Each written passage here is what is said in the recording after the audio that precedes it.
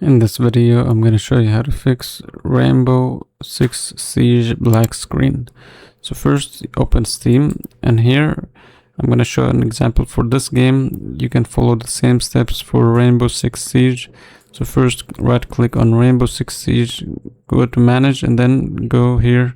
Actually, go to Properties, and then go to Installed Files. Click Verify Integrity of Game Files.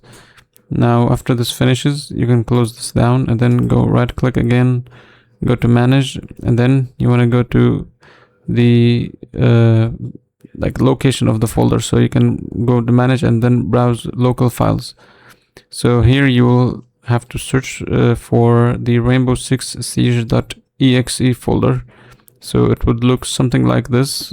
Just it would say Rainbow Six Siege, and then you would right click, Properties, Compatibility, run this program in compatibility mode, disable full screen optimization, and then run this program as administrator. Click Apply and OK.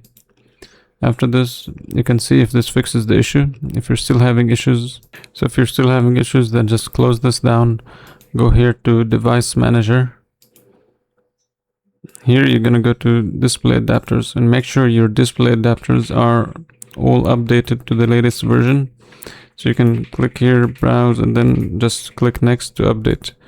So here I have NVIDIA. I can also update my drivers by going here and typing NVIDIA. So inside the NVIDIA app, I will be able to go to drivers and just download the latest driver I have.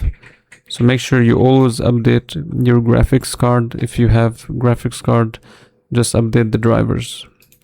And after you update the drivers, you want to try restart your computer before trying to launch the game again. Now lastly, always check if there's any updates for Windows, because often these can fix bugs and issues with your computer. Always check for updates and make sure you are on the latest version. And that's it.